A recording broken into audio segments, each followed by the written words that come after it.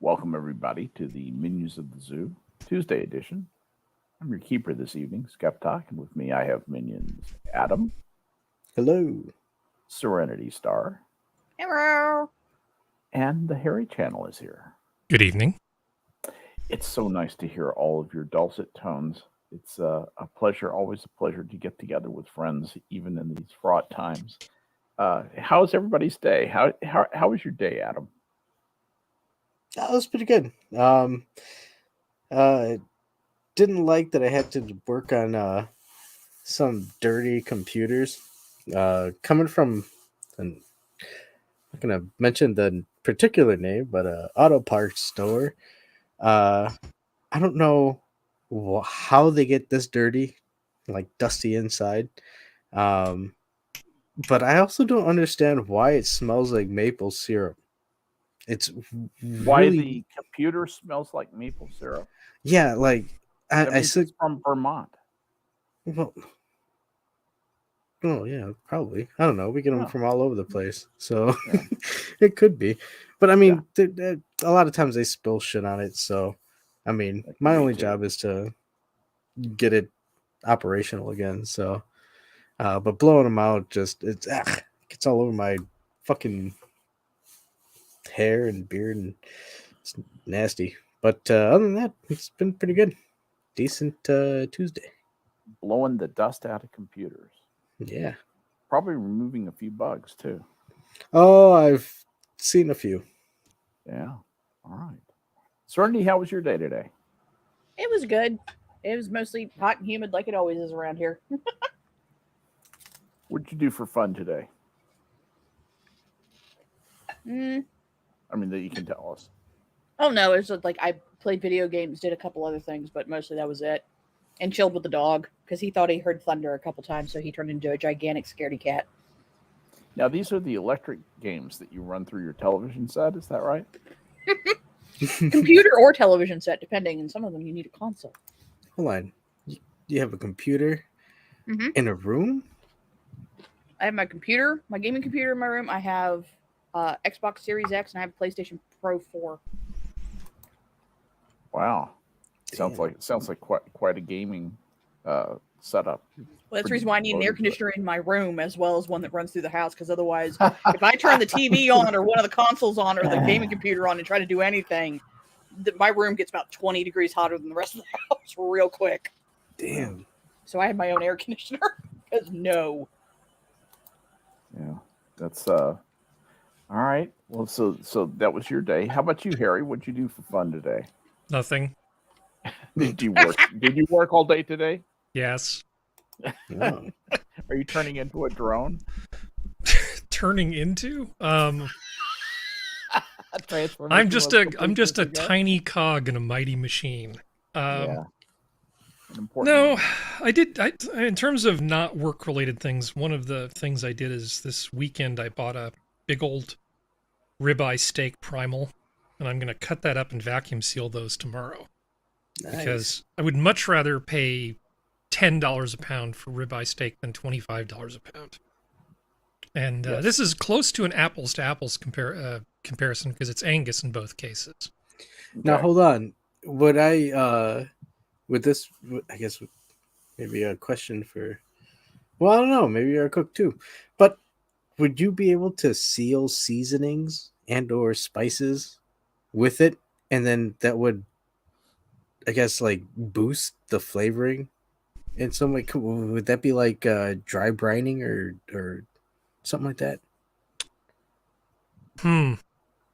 Well, I mean, it's tempting to do something like that with a wet brine, but for these kinds of steaks where you're going to try to get a good crust on it, the last thing you want is extra moisture. I was just Oh. going to say. Yeah, So you get them salt, too moist. yeah, salt, anything with salt in it, like, typically you'd season these with garlic, salt, pepper, GSP. And so the salt could end up drawing moisture out into the package, which would then freeze. You don't want to do anything that's going to kind of change the way the moisture is there if you're going to freeze it. The main thing is you want to freeze it quickly.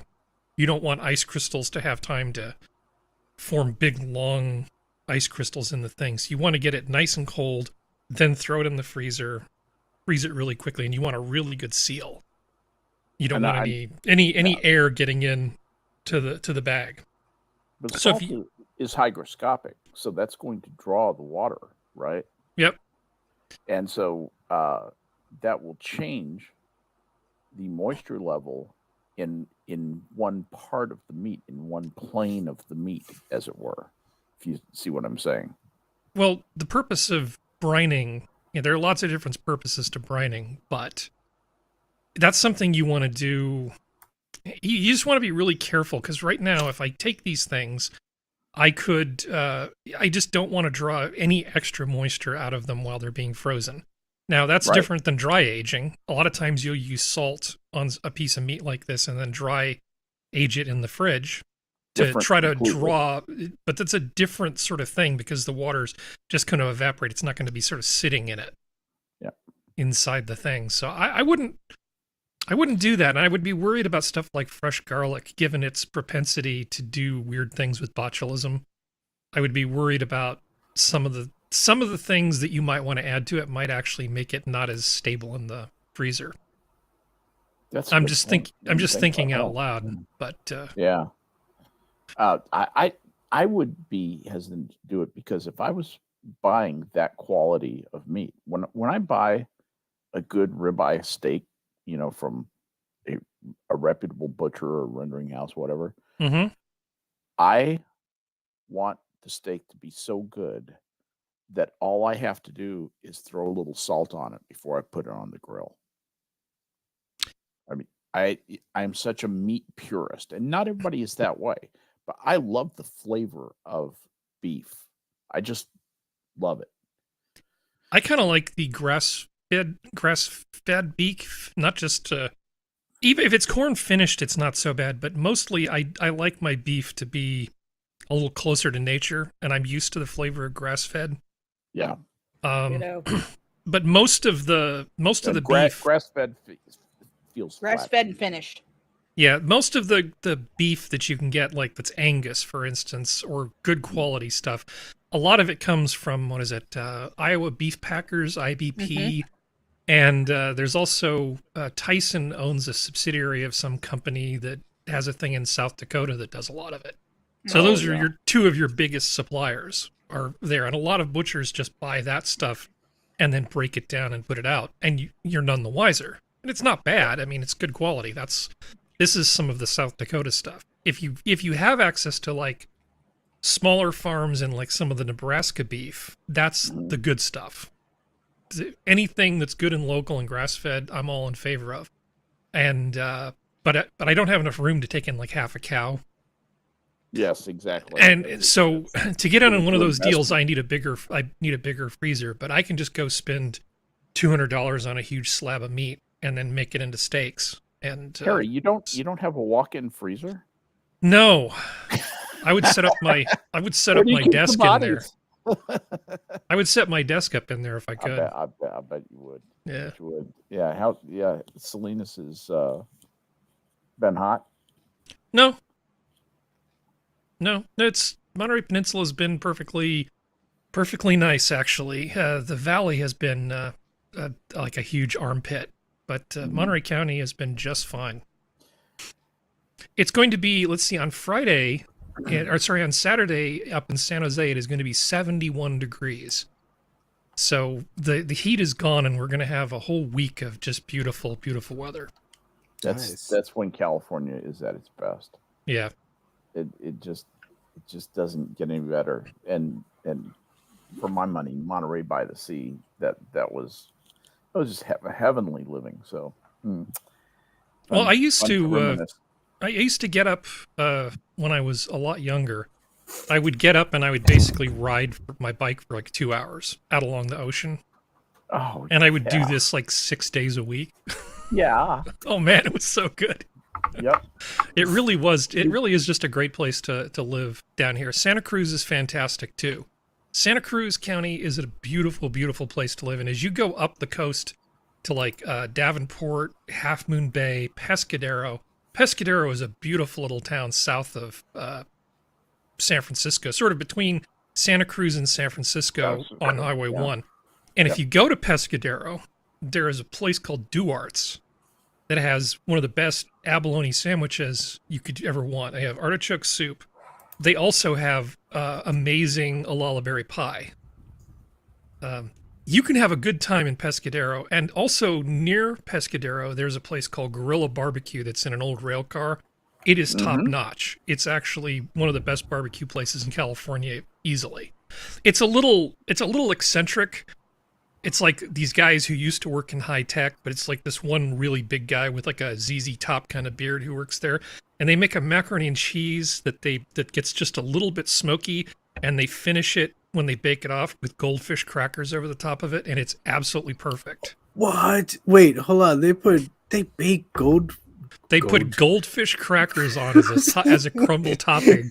It is so good. You knocked me back to infancy. You could put goldfish crackers. It's so good, man. Holy shit! Because it is so easy to make good macaroni and that. cheese. It's so easy to ruin macaroni and cheese too. But this stuff is just like, it's just the perfect finish on the noodles, and it's like really good but really simple. Hold on, wait. At the same time, do they crunch them up or do they just layer them out? They crunch them up.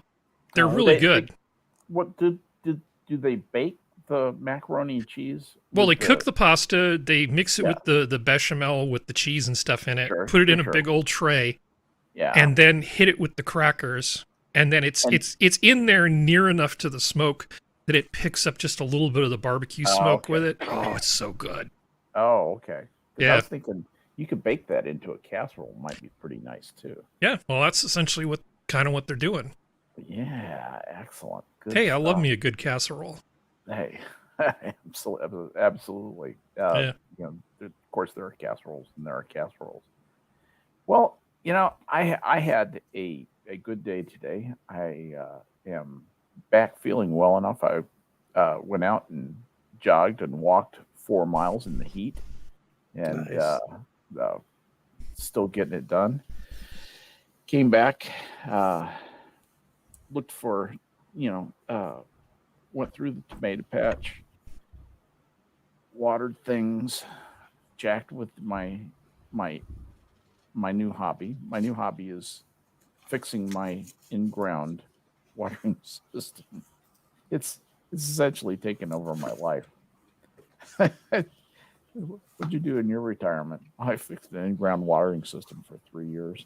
Anyway, there's just an infinite amount of maintenance to do on an old, broken down in-ground watering system. And one of the fun things has been learning how to use the controller, how the controller works, and the idiosyncrasies of that, which can be really frustrating because sometimes you have to wait through a cycle to see results. It's really taxing my patience. So anyway, but it's fun to have problems. I like picking at problems and trying to figure out solutions to them, and that's been occupying my time. Not too interesting. There you go. That's my life. And in other news, I looked to see that there was a woman testifying before the January 6th committee.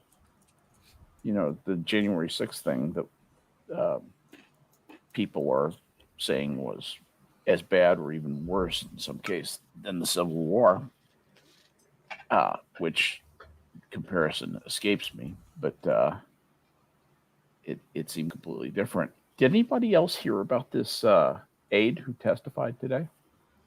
Nope. I only saw the headline, which is sort of, did this person perjure herself?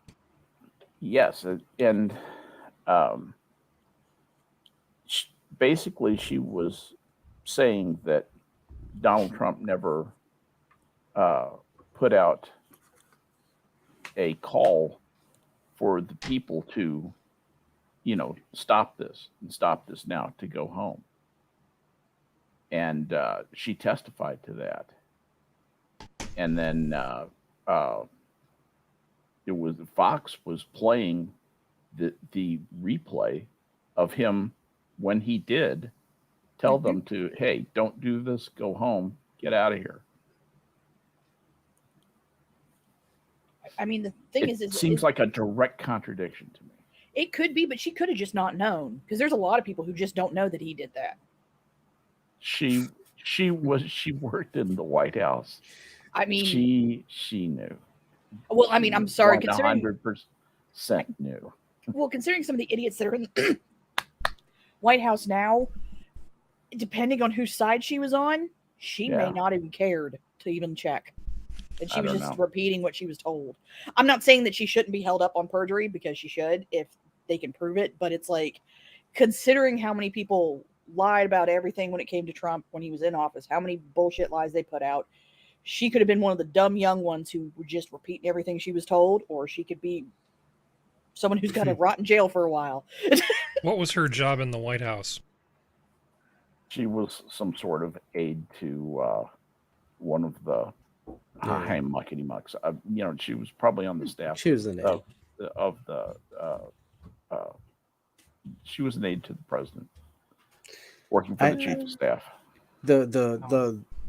The bonus question would be, does she have a book deal coming Yeah, later really. down the line? Or does she have a plea deal?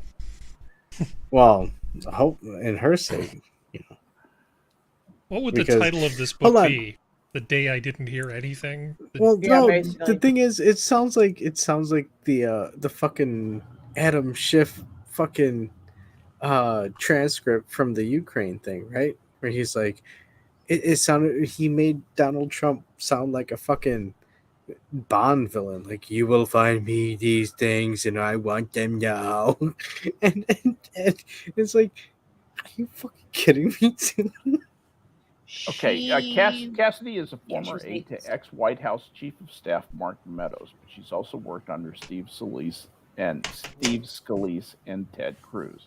And her closeness to the center of the January 6th committee's investigation is what has led one lawyer to describe her as potentially the next John Dean for the hearings.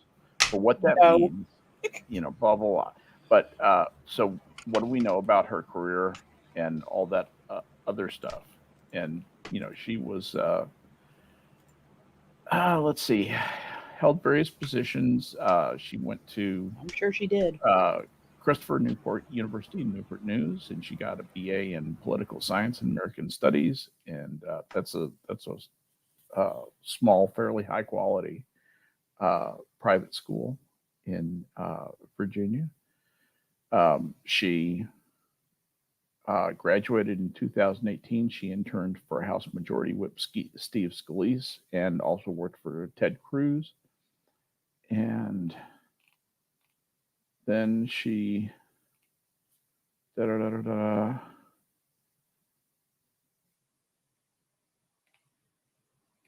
Yep, she's probably about 25 or 26 years old. Young, up and coming political science major and so forth. She has absolutely bland aspirations. I have set a personal goal to pursue a path of civic significance. Whatever. Yeah. I yeah. knew Fawn Hall, and she's no Fawn Hall. I haven't even looked at her. Yeah. And Oh, I'm just guessing that she's this not time- Fawn Hall. No, she's not. During this time, she was the executive assistant to Mark Meadows. He was the chief of staff from through January 2021. So she was actually the executive assistant to the chief of staff when the stuff went down. So supposedly her former boss, Mark Meadows, had flirted with cooperating with the January 6th committee and ultimately decided not to do that. And the committee referred him to the DOJ for contempt of Congress, but they declined to charge him, which was kind of interesting because, it's interesting. Well, that's all. I love the optics of what she's wearing to it. She's wearing a white pantsuit and all this kind of stuff. It's like, I'm trying to look as innocent as I possibly can. It's just, I wonder if she talked with a baby voice. I'm sorry. January 6th shit's such a production. It's such bullshit. a sweet, innocent young ingenue caught up in a maelstrom of powers much greater than she is. Oh, he's such a misogynist. Oh, I'm such a good little girl. And it's like, baby, go away. I like Johnny Hellcat's comment. I heard somebody say like John Dean and more like Howard Dean. Yeah, in the words of Johnny Hellcat. Very good, very good. But, So anyway, I don't know if there is something. I don't think there's anything that can interrupt the January 6th machine. I think it is so. Yeah, there's just enough justification to be really pissed off about what happened. It was a bunch of yahoos, invading the Capitol, and evidently there were kind of two things going on. There was one hardcore group of people who really were militant and threatening, and then there were a bunch of other people who just sort of wandered in.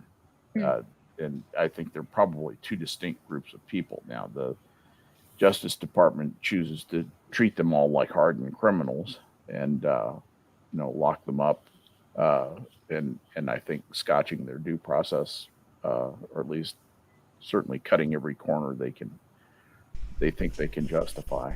I don't know. It's one of those things I do have to wonder, because no one's talking about it on any of the kind of like internet stuff, the January 6th stuff anymore. The trial, I mean, sorry. No one's really talking about it online. Like none of the big like middle of the ground / conservative leaning outlets are talking about it, because it's just like it feels very much like a nothing burger. And Roe v. Wade getting overturned has kind of overshadowed it. Yeah. That and the handgun thing. Yeah, and it's one of those things that this is like I think at this point they're just continuing to do it because they've just put too much into it now, and if they retract it, they're just going to look like idiots, even more idiots than they already do, and I think they know that.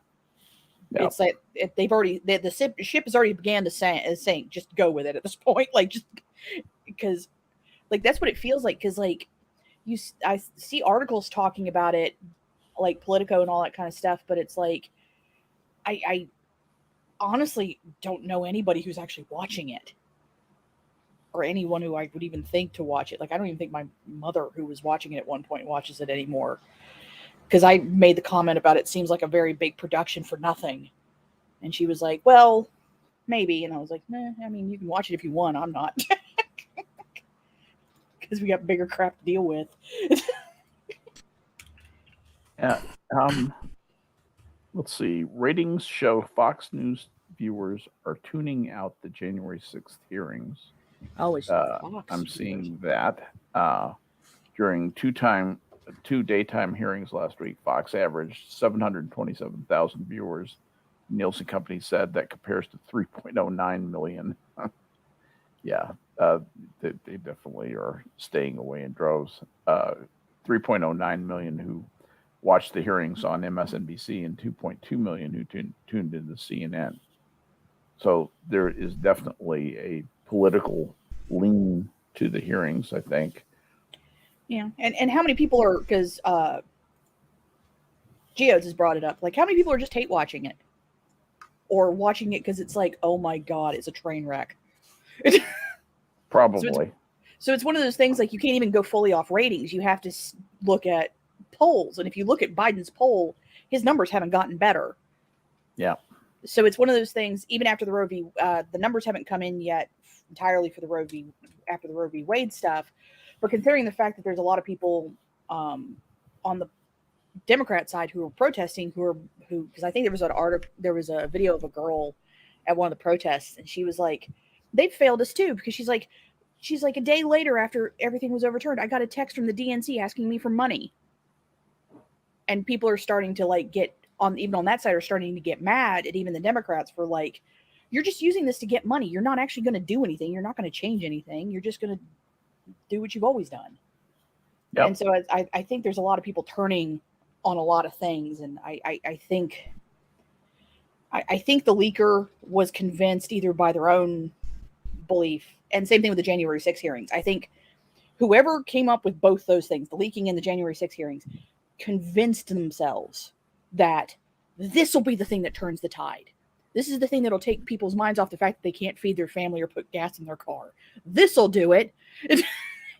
And now they've all just kind of, I mean, it does look like Liz Cheney.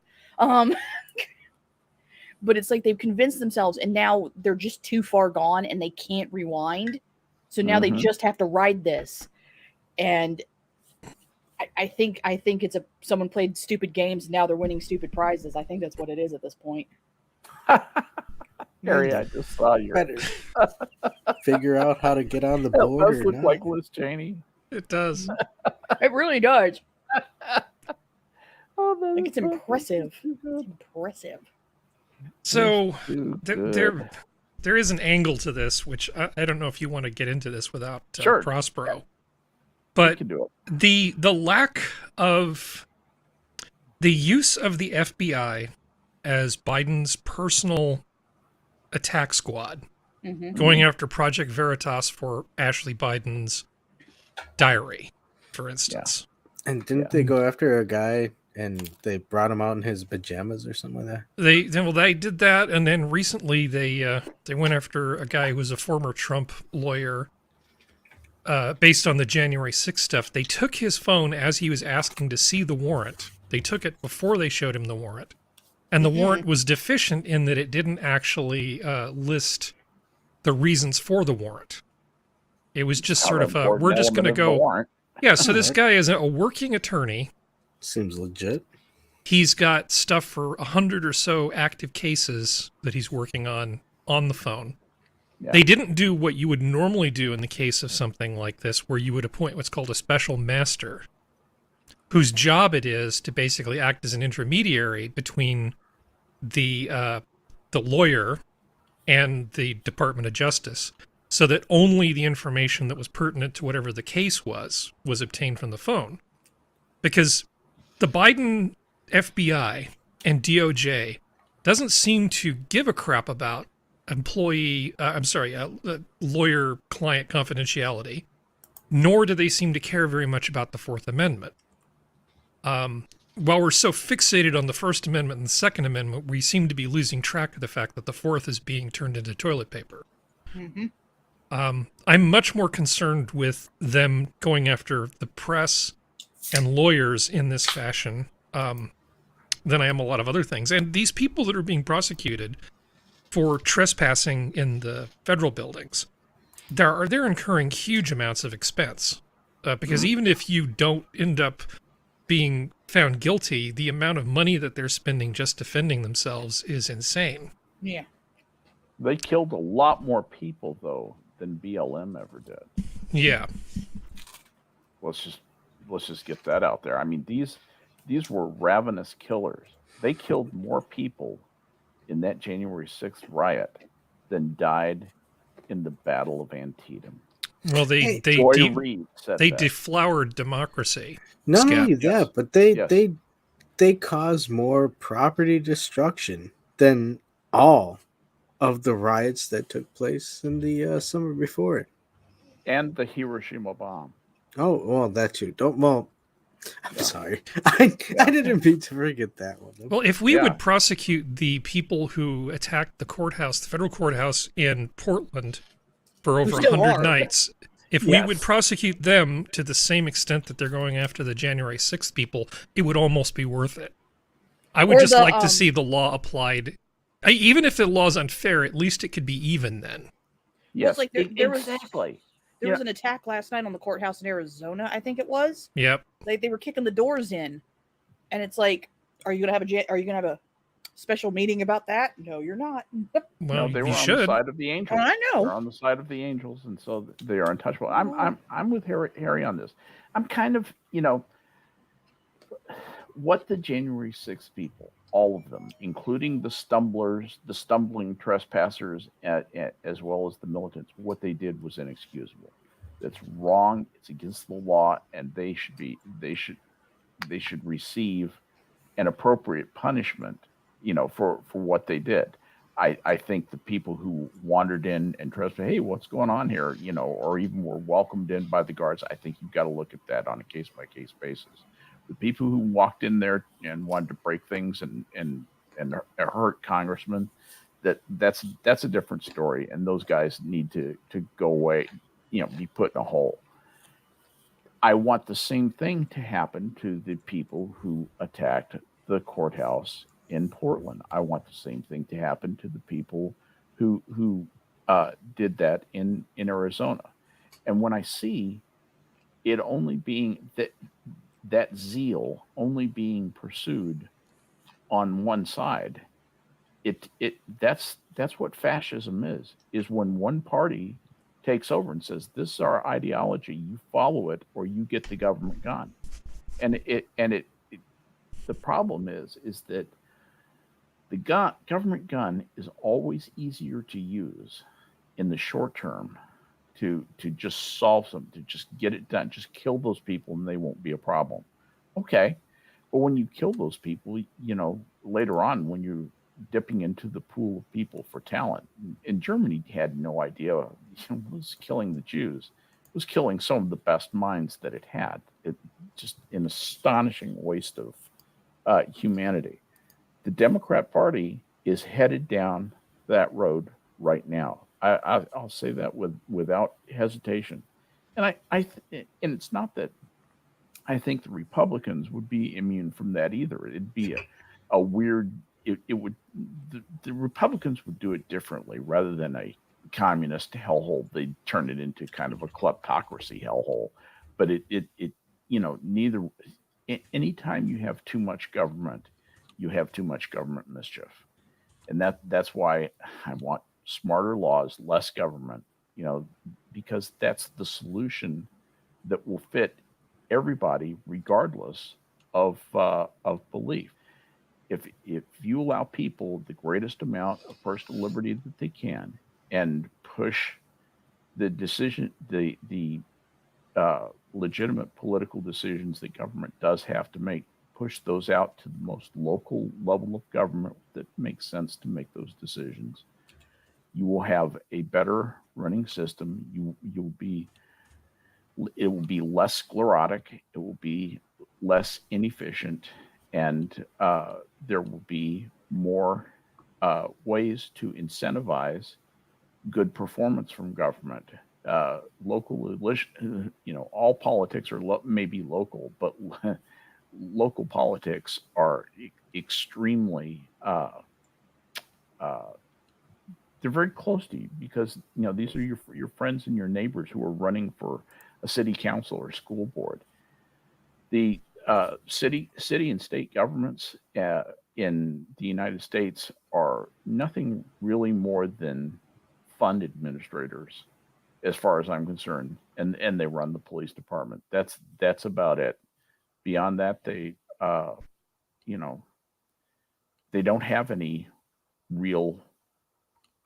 They don't have some of the power that they should have because that stuff has all devolved up to the federal government, and the federal government being the great hander out of money, which is the manna of politics and how things get done, how people get elected.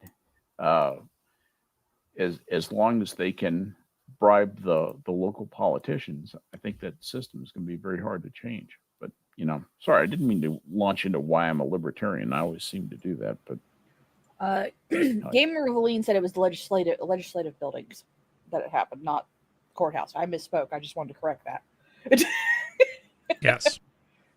I thought that was the case, but I didn't think that it really fundamentally changed things. True, but I don't want to ever be accused by anyone of misspeaking. Not in this group, You don't want to make the universe a dumber Gamer place. Yeah, basically, I want to make sure shit's correct. Yeah. Thanks to Gamer Valine, it is now correct. Thank you, Gamer Valine. That's awesome. Appreciate that. That chat, our chat is amazing. And Gamer Valine also says when Jake Paul looted the Scottsdale Mall in 2020, we had a 7-day curfew, and every AR shotgun in 1911 sold in 24 hours. I don't doubt that. Mm-hmm. I don't doubt that at all. I don't know. Harry, what do you think? About which thing? All the things. All the things. All the things. I do think that in terms of these legislators, they should, a lot of them, and especially the January 6th ones, they really should be ashamed of themselves. Because if this really was what they claim it was, why wasn't anybody standing their ground? Why did they? Because it seems like they just sort of cut and run. If it was really that serious a situation, wouldn't this have been a time to show a little backbone and just barricade the doors and have the vote anyway? But they seem to be disproportionately concerned about their personal safety more than they are about actually doing their damn job. I mean, yeah. I mean, that's just my hot take on this stuff. Oh, and well, the Arizona legislators supposedly are all traumatized, and it's like, I'm sorry, don't tell me about your PTSD unless you actually, served in Iraq and had to deal with IEDs and watching your friends die. Yeah. I'm not really interested in hearing about people's PTSD unless they've been, locked in a basement for 18 years or something. I mean, people who really, you diminish the people who actually suffer from these things when you make these ridiculous claims like AOC was afraid, I don't know, was it somebody was sniffing her shoes or whatever it was? I mean, she was like a mile away. Yeah, but, she was but she's PTSD'd over January 6th. Oh, how do you live in New York and get PTSD? She's a leader. They're all leaders. Yeah, of course they are. Legislators are leaders. No, they're not leaders. They are legislators. They're not in the executive position. They're not in a managerial position. They're not really civil servants. They are elected officials, and elected legislators are not really leaders. We call them leaders, but that's lazy and sloppy. They don't lead anything. They don't manage anything. They have no exactly. Power. How crazy is it that we're going to be writing our history books and in the American Civil War #1, we had senators beating each other with canes, and then in the American Civil War II, we had some broads in there saying, I was a mile away and I might have been raped. Yeah. So if we look at history and you go back to the last and final attacks on the Library of Alexandria, right? Marvel of the ancient world. They filleted the librarian Hypatia alive with abalone shells. And to hear them talk about January 6th, you would think that was the kind of angry mob they were talking about. In reality, if those people had just stood their ground, they would have been confronted with a loud, angry mob, but I don't think it would have been a violent one. I don't think they were ever in any real physical danger. No one was armed. They have yet to prove anyone was armed, other than maybe with like a poster or something like that, or a flagpole someone like grabbed. Like that was it. Like no one had a gun, because if they had guns, some people would be dead. But it's like, to be honest, I think if you're gonna have a discussion on January 6th, I mean, there was a lot of live footage going on, okay, and there was a lot of independent footage going on. So I think if you're gonna have a discussion on January 6th, like an honest one, at least a somewhat honest one, you'd have to look at all of that stuff and go with that, as opposed to what any of the media is saying. Because at this point, if you are looking at whatever any sort of mainstream media is saying as somewhat of, oh yeah, no, they're saying some, dude, yeah, of course, you have to remember, Adam, they have a lot of tape themselves, and they use exactly. Well, not only that, but they haven't even released. They still haven't released the footage of the video of the cams that the fucking, again, it's a whole fucking, you can have, but that's a whole, it's not a live stream, we're going to record it. And I think they haven't released that because it's the same reason they haven't released the Kraken. They just don't think the public's ready for it. Oh, the Kraken was, well, it's like Kraken's already been released. The first night did that happen? The first night of the hearings, my mother was watching it, and I said, "That's been edited. That's been edited. That's been edited." And she's like, "How do you know this is new footage?" I'm like, "No, it's not. I watched this when it was happening, Mom. It's online. Like, I can show you the full footage. They've cut stuff. I can show." And I showed a couple things to her, and she was just like, "Well," not and I'm even like, just cut stuff, but just not even shown it, like the lady who was hit over and over again and suffered from it fatally. And it's just one of those things where there's obviously something that is being, like, a narrative being pushed, and if you're going at it in any sort of way without being open to any other interpretation, you're only fooling yourself. You're putting yourself at a disposition, and that's all I can say. Like, look, the information's there, but if you're closing yourself off to any other avenues, you're putting yourself at a disadvantage. That's all I can say. The rest is on you. You have to take that step. All right. but people don't want to on either side. Well, That's a lot of them don't. But that's the precipice that we find ourselves at. If you don't want to if you don't I've want to never go been there, in a precipice. I've been on one, but I've never actually been in one. It's an interesting feeling. it is. I like it. And we are at a monumental time. So let's just say, yeah, take bold steps. Absolutely. So, what do you guys think about the business with the state of New York had basically outlawed personal permits. They made it so hard to get a gun permit, a carry permit, that it almost didn't make sense to even try. I think that was the idea. Mm-hmm. And the court just said, that's onerous. Stop. Wasn't something similar in California too? Or at least something pretty close to it where it's so dang difficult to get permits? Well, I mean, it depends on which local municipality you're talking about. Okay. LA is Nightmare. can be. Well, hold on. They make it very hard to get a concealed carry permit, and yeah, to my mind, that's the well-regulated militia that they were talking about. Well, it's I like the idea of actually having a small number of people vetted and you not knowing who's necessarily carrying. Yeah. Well, it's like, I was just asking because someone, sorry, Adam, I'm going to say this real fast. Oh, no. But, because someone was saying that after that came down, that this could hit California too, even though this was at New York.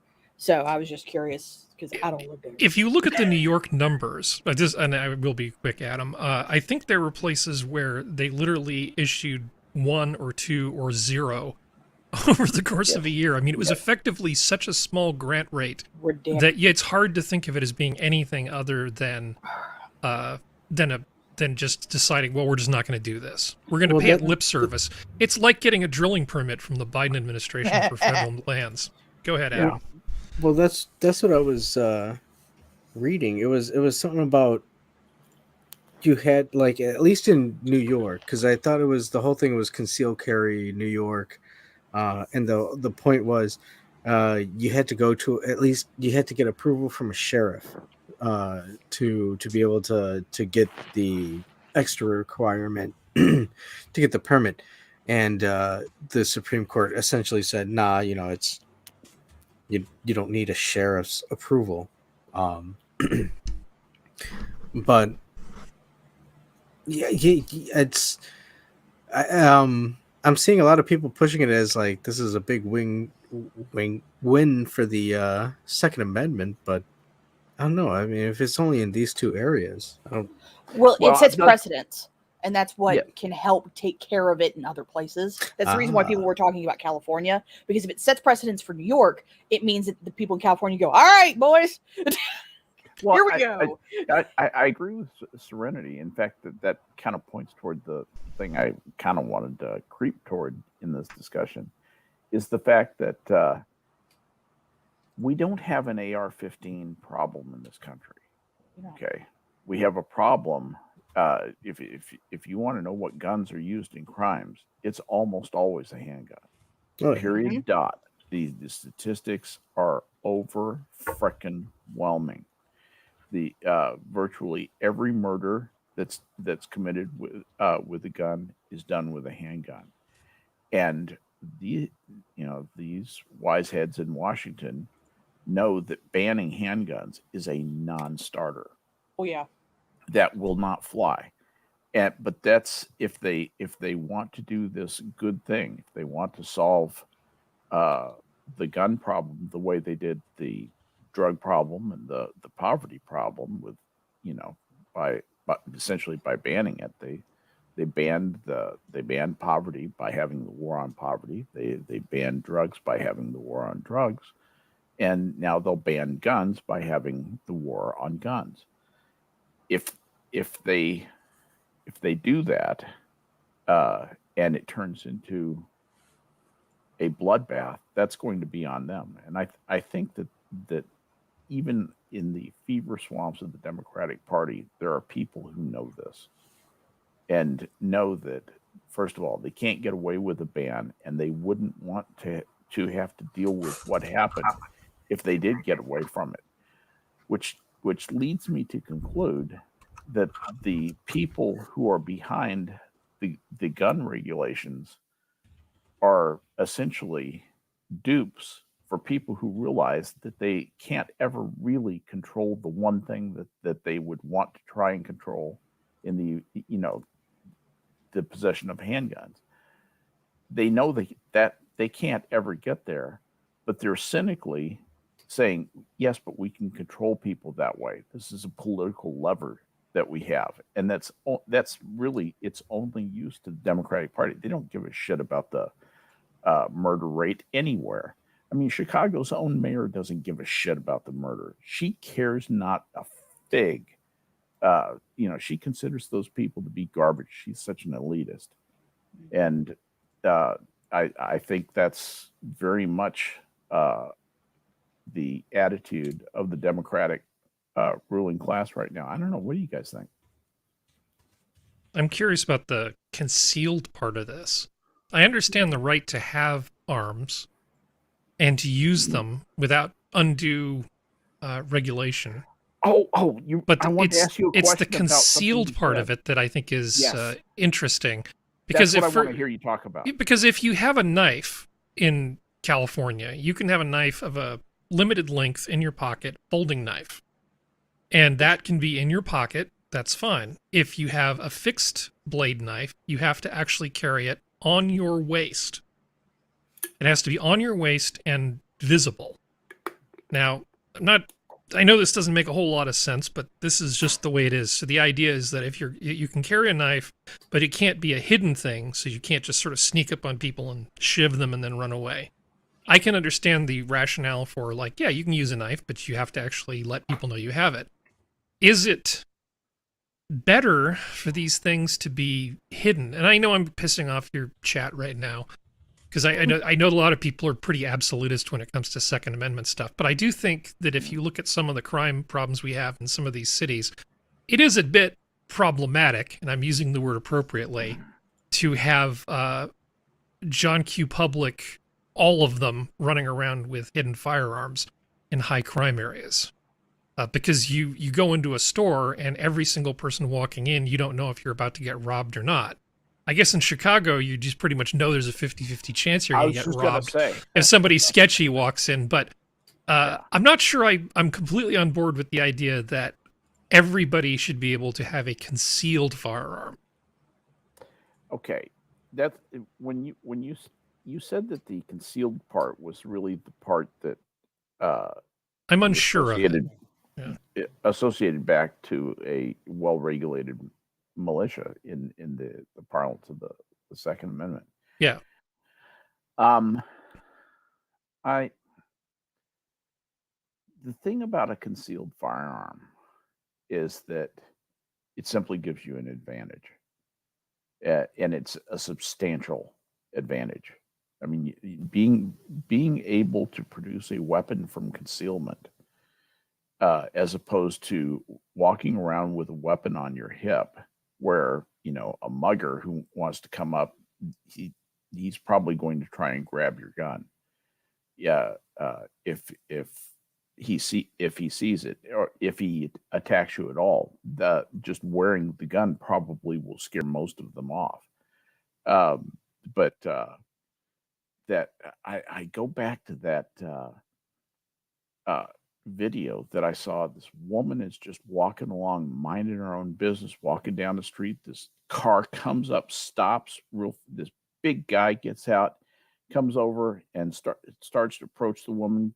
Grabs her arm, and she's frantically pulling something out of her purse, and where she pops him once, shot him right through the chest, killed him with one shot.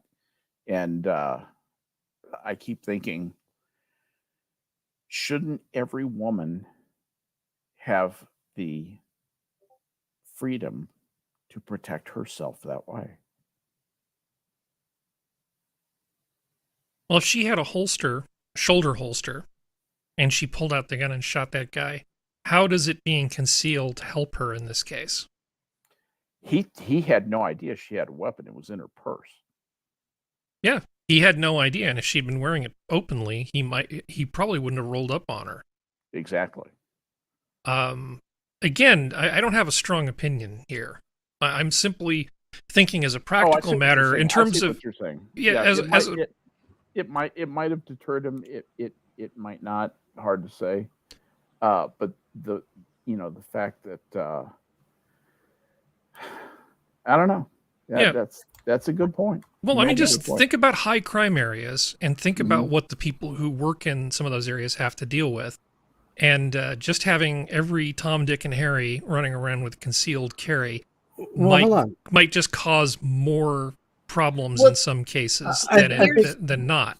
I think I can answer your question there, Harry. Yes, sir.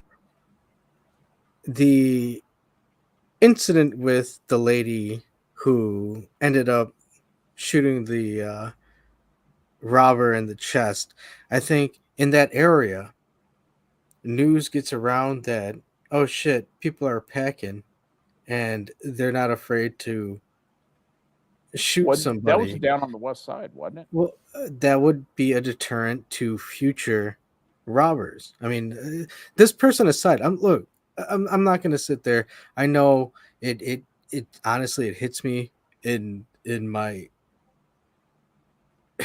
in a particular side, but at the same end, this guy's willing to fucking take a purse off an old lady. I wouldn't be surprised if that hypothetical dude would be willing to knock her unconscious or even kill her just to get a purse. Look, she had a right to defend herself. She defended herself, and if anything, if it put a deterrent on future would-be muggers in that area, it's like, yeah, little old ladies are packing over here, so it might not be wise to fucking try and mug them. It also, concealed carry is considered a non-threatening position because there is some sentiment of thought, not fact, that carrying openly in an area that you have no choice to go through, like you have to go home and you have to cut through this area, carrying openly may make you more of a target to get shot at a distance instead of just letting you, if you conceal it, to just go on through because they don't see an easy access to another weapon that's no longer tagged to them, that kind of stuff. My state's constitutional carry and everybody just carries openly, but that's one of the reasons why concealed carry is kind of liked by a lot of people because, and I do understand where Assassin of the Grey is coming from. It's no one's business what I carry on my person. I do understand that to a point, but that's usually the sentiment of thought for a lot of people who are pro concealed carry.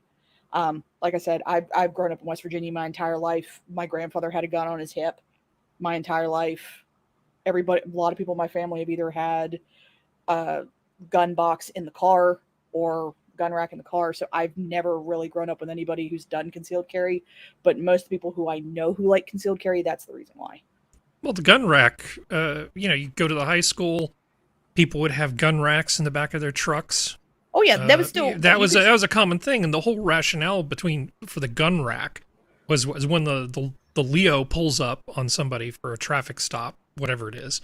They can see the guns are there, and they know that there isn't somebody who's going to pull a hidden weapon out and shoot him in the gut. I don't have a strong opinion here. I'm just trying to understand the rationale for concealed carry, and it's very easy to come up with one example, right, that proves whatever point you want to make. I'm talking on balance. Is it a bad idea in places like high crime areas of Chicago to have anybody doing concealed carry versus people who are vetted in some sense, maybe an extra background check, no criminal record whatsoever, that sort of thing? Because I really do want to make sure that we have strong enforcement of the existing laws against, say, felons, to make sure that they're not packing, because that's a parole violation. Well, I'm totally fine with the cops rolling up on felons and just being able to, who have violent histories, and just checking on them. I think that just checking in on felons to make sure that they're not breaking the laws is probably not a bad idea. So their Fourth Amendment rights go out with their felony conviction, or are at least partially abrogated by their felony conviction. That's already while they're on parole. While they're on parole. Oh, okay. Not for the rest of their life, because what most states do is it's illegal to have a firearm if you're a convicted felon. Period. Rest of your life. Cool. One felony and done. Yeah, I'm not sure that's okay. I'm not sure I'm comfortable with that at all. Actually, you guys are talking about two different things. First off, the idea about concealed carry is about the actual law-respecting citizens of the area.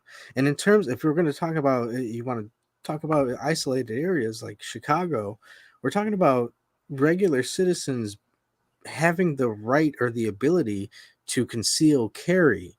Criminals don't give a shit, and they're going to conceal carry on their own end. They're going to get their own shit on their own. They don't follow. They're criminals. We cannot look at that as an aspect in terms of what the law is going to regulate, because again, what it was about attaining it. So in terms of like New York, you had to go to a sheriff and get them to approve of you to have a concealed carry. I can't tell you what the particular laws in Chicago is, but why would we want to make the laws more difficult for the people who want to defend themselves? Again, I know you didn't want to go into the particular case, but the little old lady who's fucking defending herself from getting mugged, why would we want to make it more difficult for her to defend herself?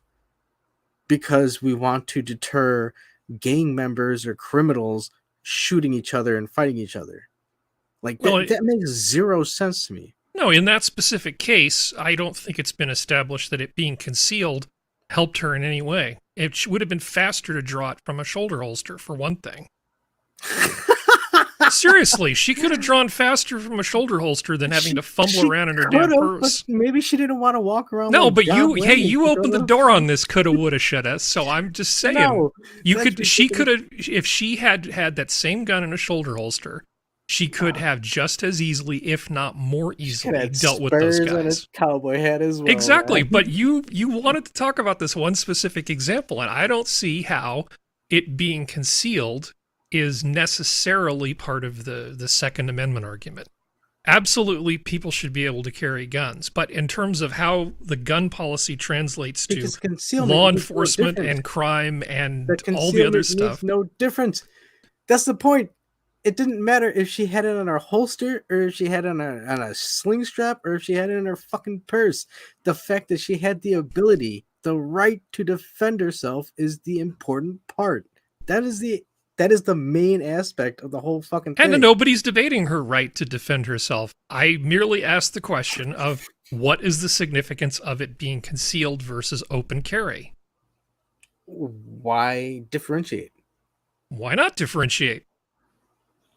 There are a lot Because of she has I the mean, right to defend Serenity has said that in some cases open carry is considered to be more aggressive, Mhm. and I could It totally could be- I could totally could see be where that. some people would think Yeah. that was the case. And yeah, you could see it as a provocative type of measure, especially if, dude, somebody wanted to carry off their fucking long rifle on their shoulder. Yeah, one could see it as provocative, but again, we're not looking at it that we're looking at it as a defensive measure, and in a defensive measure, whether or not she had it on her holster or in her purse, it doesn't matter. She had it at the ready to be able to Okay. defend herself. Are there That's any fine. people That was that the you whole can point about imagine would think that okay, so are there any people that you can think might be against the idea of anybody being able to conceal carry?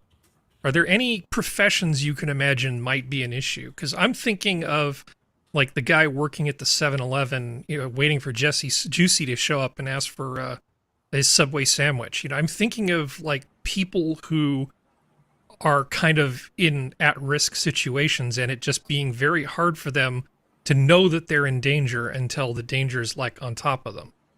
I don't know. That's the only thing I'm thinking of, and I'm not. Like I said, I don't have a strong opinion I about think this, if honestly. the 7-Eleven guy is looking to defend himself and he so happens to have a firearm, he should be able to use that firearm to I defend himself. Never I think said that he I think shouldn't that's be able to defend 100% himself. what he should do. Yeah, have that shotgun under the counter. I'm fine with that. Shotgun, blunderbuss, cannon, whatever the fuck he Yeah. needs.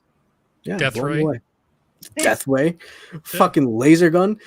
Go for it, dude. Trap door. Whatever- He wakes up Hey. and he's a pirate on a boat. Whatever. I don't Whatever care. arms he could bear, go for it. An impression trapdoor. Yeah. Speaking of guns, I saw a gun that was a gunpowder spike thrower for killing whales, and the spike was like the length of my forearm. It was terrifying and amazing looking. Yeah. Yeah, Wait, the they spike still or they the still use arrowhead? those too. By the way, Yeah, I want to say one quick thing that Snow Pilot was absolutely right about this. There is a federal law. I did not know about this. Mhm. For example, and this is in Texas. I went to it's a Jume's law page, and I went, can a felon buy a gun in Texas after 10 years, federal versus state law? And under Texas state law, if you have been convicted of a felony, you cannot possess a firearm in your residence until 5 years has gone by from the date of your sentence was completed. In other words, you can possess a firearm in your home 5 years after you finish your prison or parole sentence. However, federal law regarding felons in possession of a firearm is not the same as state law. As a result, even though convicted felons can lawfully possess a firearm in their home under Texas law in limited circumstances, they can still be charged and convicted under federal law. Under federal law, felons who have been convicted may never possess a firearm. The current federal policy is to defer to state law on this issue, so it is unlikely that a defendant would ever be prosecuted, but it is, obviously worth considering. So, thank you, Snow Pilot. You're absolutely right. But yeah, the federal government likes having laws on the book that they generally don't enforce, just in case they decide to enforce them selectively, because they're not your friend. They pick and choose their enforcement. Yeah, they pick and choose. I mean, you just walking down the street at any given moment are probably breaking countless federal laws. It's almost impossible not to break a federal law. Yeah, and they have what is it? You can't use ignorance of the law as an excuse. There's no mens rea defense, as it would be technically called, for federal laws. So at any given moment, if the government wants to just lean on you, unless you're very rich, typically it's very easy for them to victimize anybody they want to. And I know people talk about the Second Amendment being liberty teeth. There aren't enough liberty teeth that it's going to make any difference. If the government wants to grind you up and chew you up into a fine paste, the thing that's going to help you is the First Amendment, not the Second. Yeah, not the Second. That's exactly right. freedom with of the that, press. I would agree, and there's plenty of examples of uh, individuals trying to stand up against that. And I mean, even people who just not even thinking they were standing up, just, oh, hey, I invented something. Oh, no, I'm no longer irrelevant. Yeah, that as it stands at the moment, the people in charge have a hefty fist. Yeah, the House always wins. Yeah. So, you know my stupid idea for my science fiction kind of jail, where instead of taking them all and cramming people into these cramped, horrible buildings where they get into prison gangs and stuff, there was an aspect of it I did not do a good job of explaining. I wanted to circle back to it for a moment.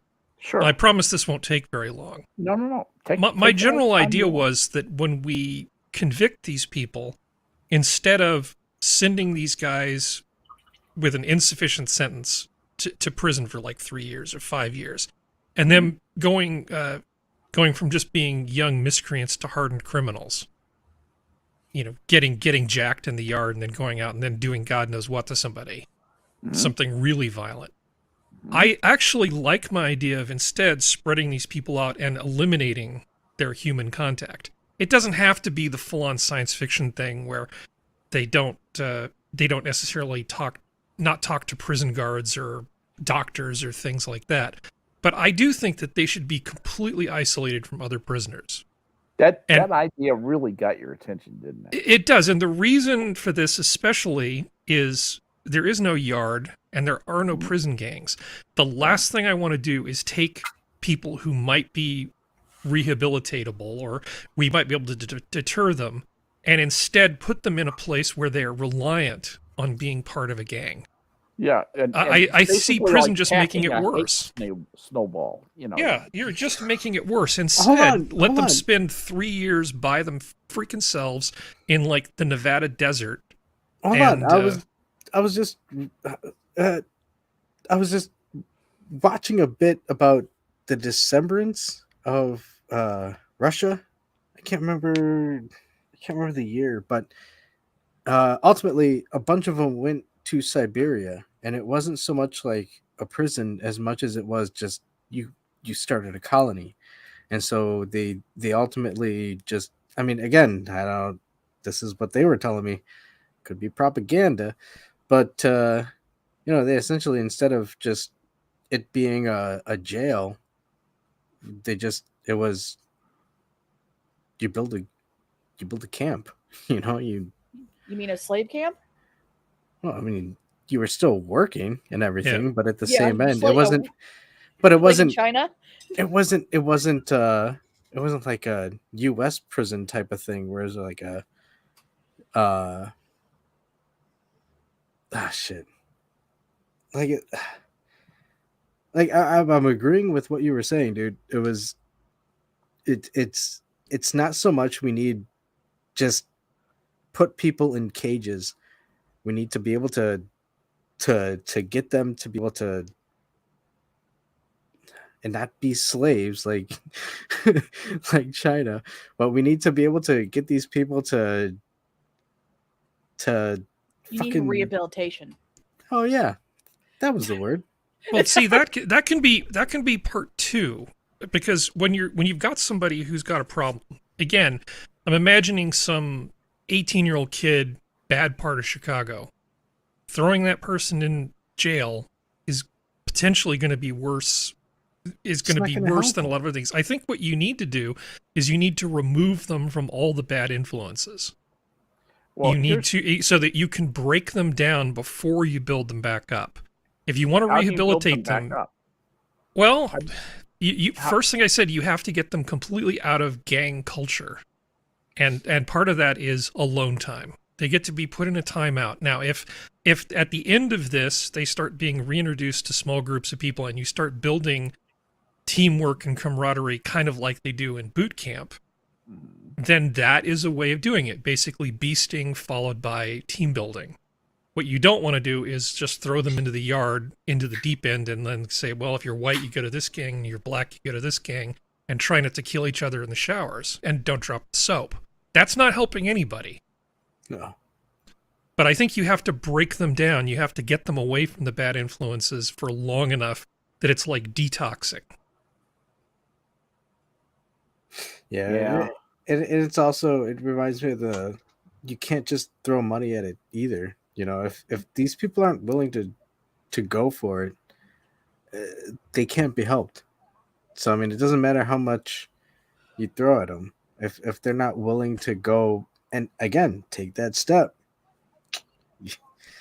we're back at square one, you know? Actually, Assassin Gray just said something interesting. He said you can only have a chance to eliminate gang culture if you eliminate the welfare single mother ghetto culture first. I don't think you're wrong. Part of the problem with what happens in these extremely low income parts of our cities, you know, the southwest side of Chicago, east side of LA, you know, all of Brooklyn, is that those are people who see what is available to people who have money and have success, have wealth in life, and it's dangled in front of their face in every place they look, every advertisement they see, every TV show they see, in the music they listen to. All this good life stuff is dangled in front of them. They know they have no possibility of ever achieving anything like that. And this was actually in the initial definitions of something called cognitive dissonance, which is now just a nonsense term. It just means I don't like it, you know, or I didn't like it. I had a bad experience. But the original meaning of cognitive dissonance was wanting something and knowing that you had no chance of obtaining it, and having that be very important to you, and that crushing of the spirit day after day, every single day, your spirit is crushed. That's real cognitive dissonance, and that's what these people live with, and their lives are not easy. The ones who choose to do it the honest way, you know, they have jobs that don't pay very much. They work hard at. They're tired and discouraged, and they spend their lives tired and discouraged, and that's what's bubbling up sociologically. That really is a thing, and that comes up, expresses itself as crime, as unhappiness, as insane antics of the Democrat Party as they try and cavort and cater to that, and actually live off of that cognitive dissonance. They're not interested in solving it. Democrats solve the poverty problem. They don't have a constituency. And, you know, in theory, everybody would become a Republican. So the upshot of all this is that that really is the place to start. But how do you start that? How do you start them on that hard road that takes generations to, you know, haul yourself up out of the mire and learn how to be wise about the choices that you make, and when you have success, being wise about that. It's you know, and I am out of ideas as to how to begin to do that, save by, you know, providing more freedom for people to do interesting and creative things. And I believe that excessive government regulation, too many laws, too many petty bureaucrats trying to control this or that, mostly trying to control behavior, stultifies and quashes initiative and imagination in a society. Now, what do you guys think? Send him to the ranch. Give him the whole Dr. Phil thing. It's like going to, like, I got the ADD, I need Ritalin. It's like, no, ranch, you get the ranch. So I think a lot of these single mothers, you know, if you want to go with the stereotype, I still think of some of the video I've seen of these these black mothers, single mothers, who go out, find their kid protesting, and just start beating them with a shoe in public while they grab them by an ear and drag them back. We definitely need more of those. But you see little tiny things like there was this one high school where they were having a lot of problems. And what they did was they got dads to volunteer. And then the dads would form groups of 4, just walk around the halls. And discipline problems went down to pretty much 0. Because there were dads there and they were basically taking care of this flock of young people. They were working with, they were basically just helping to solve problems, and it diffused a lot of bad issues that were there. That could be a thing. Things that are sort of like dude ranch type things. I was only half joking about the ranch. The government could definitely give more money to people who are setting up charities where we could try to take kids from these areas who were at risk and remove them, at least temporarily, from that. Get some fresh air going into them. I don't know if there's one single thing that can be done. There's no time machine that can cock block the guy who's going to make the unwed mother pregnant. That's a little difficult to do. If you had a birth control pill that went faster than light and cock blocked the sperm, that would be great. But since we don't have that, we do have that. We certainly do have that. We do.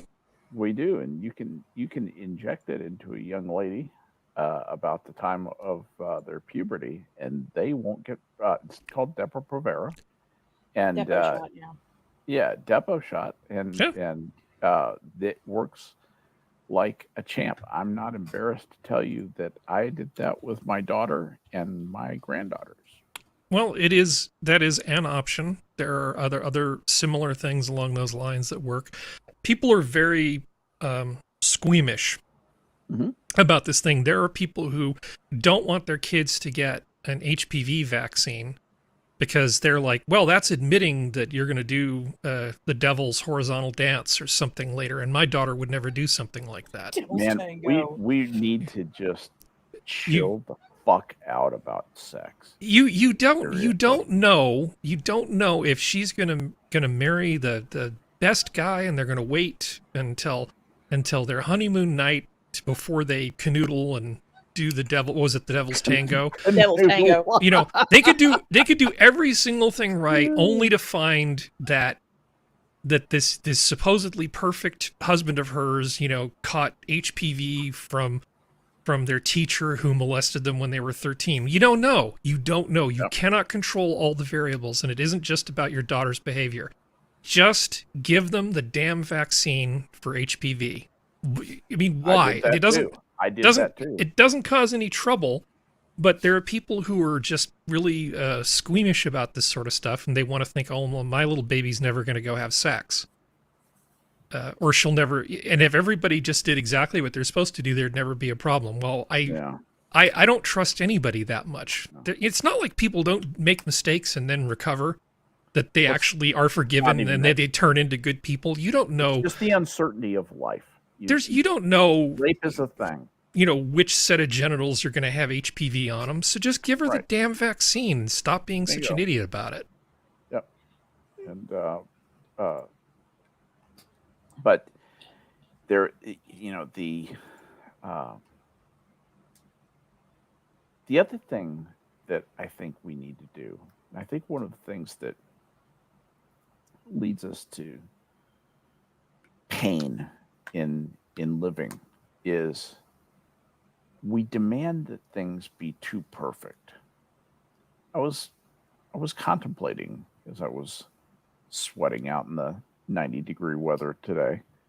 I was contemplating the snowflakes out in liberal places like California and New York, who, the people like Big Patty Colors, who I understand when asked for her tax receipts, said that she was undergoing PTSD in real time while she was being interviewed when she was recounting having been asked for her tax receipts. And business files for how she embezzled the money from BLM, allegedly embezzled the money from Black Lives Matter. We demand perfection. We demand safe spaces. We demand perfect safety, perfect happiness. You cannot say something that makes me feel unhappy. You cannot say something that makes me feel unsafe. And anything that I disagree with you about could make me feel unsafe. And so that's forbidden. That has become a sick way that people are trying to control other people's speech. I don't know. Am I crazy or what? I mean, I could still be crazy and be right. Somebody else talk. Okay. So we'll move on. Because I have We'll opinion. move on. I mean, I have a definite opinion about this, but I don't want to monopolize too much of your show. Well, no, I go ahead, Serenity. I can understand because there, at least the HPV shot that was when I was younger, there were some people who had bad reactions to it. So I can understand some parents if that's the reason why they have a problem with it. Just because my baby would never have sex. Yeah, go fuck yourself. But it's like everything. It's like, it's really funny to watch because of certain things that have happened recently. A whole bunch of Gen Z are like, I don't ever want to have sex again, or I'm only going to have sex because I'm bisexual with a person of the same gender and all this shit. So it's, I don't, as somebody who has family members in Europe is not as open about sex as they claim, as they try to make themselves think they are. They really aren't. They're not open about a lot of stuff. Sorry. There's a lot of stuff they won't admit to. But they get called on. There you go. Whoa. But it's just what is this is the wolf looking at the Yeah, there's a caption made that of- goes with this, which is made of wolf skulls. it's like the fourth little pig's house was made of wolf skulls. They aren't very sturdy, but they send a message. Yeah, that's what you need. Instead of those ADT signs, it's this house has big guns, go away. Fuck you. Yeah, they did the windows right with Yeah. like the crosses as though it were a face, with a dead face. Mhm. That's excellent. There's so much good in that. That's yeah. And the wolf is just nonplussed, just staring. Yeah, probably not. Yeah.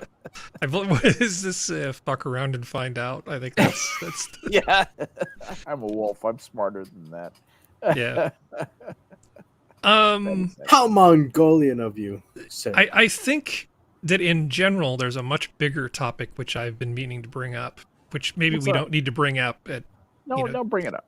37 minutes before we're going to end.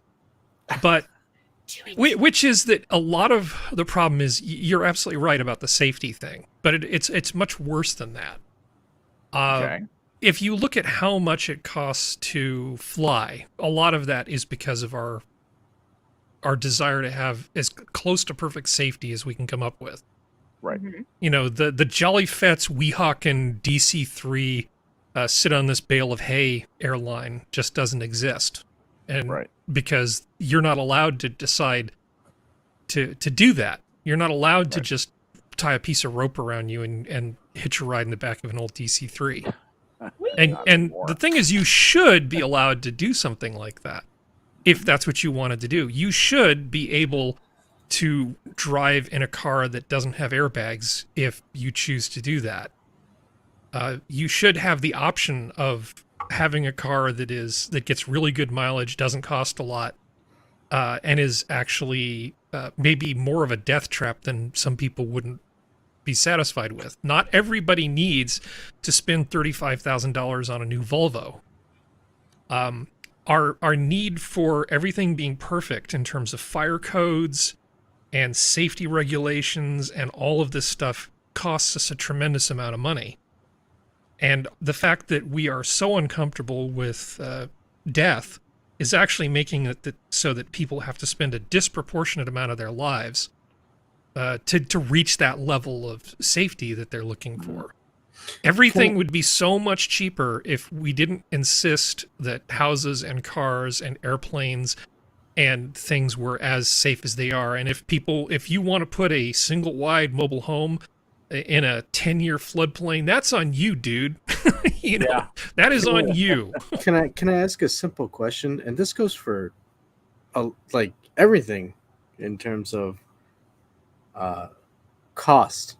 So you say, should we have to pay an extra cost if we're buying an automobile to have fucking airbags or seatbelts or whatever the fuck? Okay. How come the cost has not gone down? Like if they're constantly putting it in there, why are we still paying a premium for this shit if it's all over the place? That's my question. If it's not an option to where we can have it or not, it's always going to be there. Well, I know. I know the reason why. Like, I'm being facetious here. I know what the fuck the reason why. I just love hearing your input as to why it is. One of the things I think you have to think about, and you make a good point, Adam, is that if you think about what it means to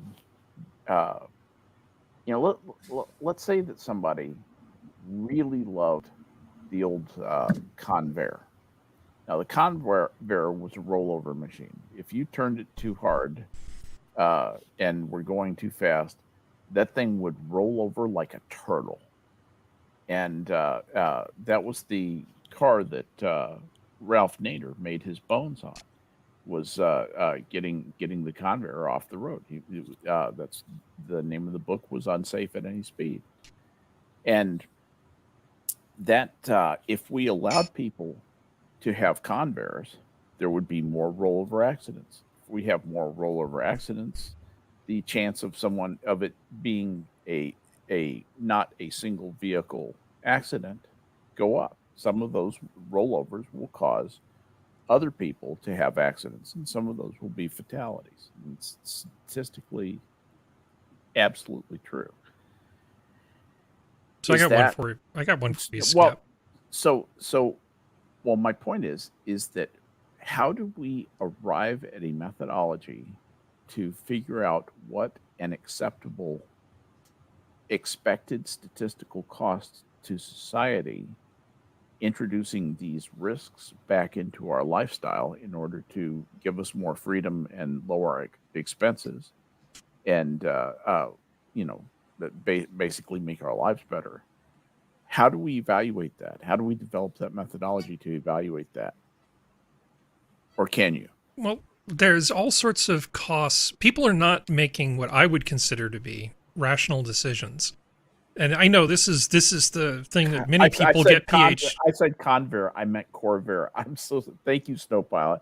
I'm tired. Yeah, I'm making stupid errors. One is a plane and the other one's a car. But Convair was Convair was airplanes. Sometimes if you have a plane that's a rollover machine, that's good. But let me give you an example that gets rid of all of the extraneous stuff, just so we can. I think this makes it clearer.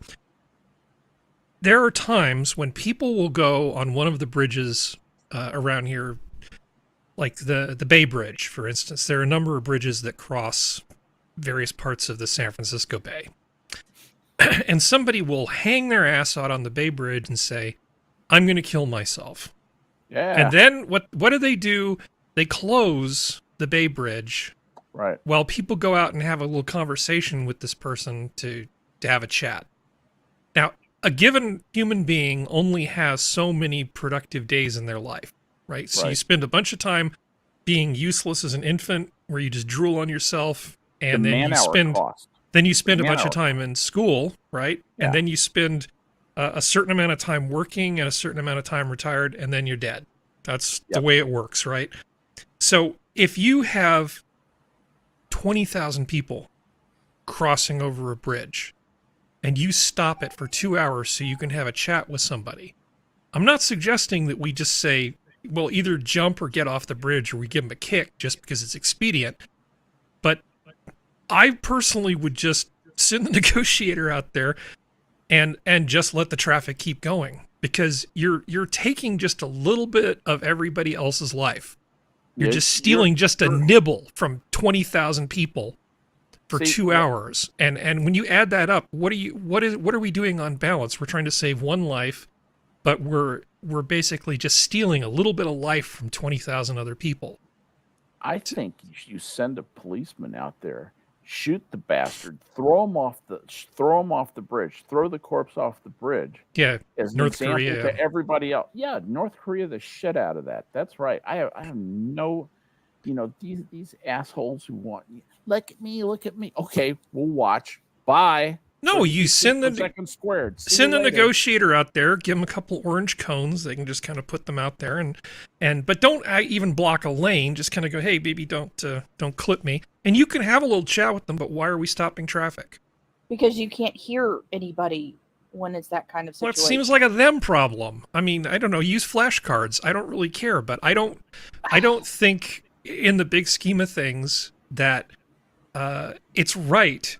Just because it's a tiny inconvenience to do that to large groups of people. And every time you add another safety standard to something, what you're doing is saying you are going to have to work this many extra hours doing a job that you hate in order to make the money and then pay the taxes. And then what's left, buy this double thick seatbelt.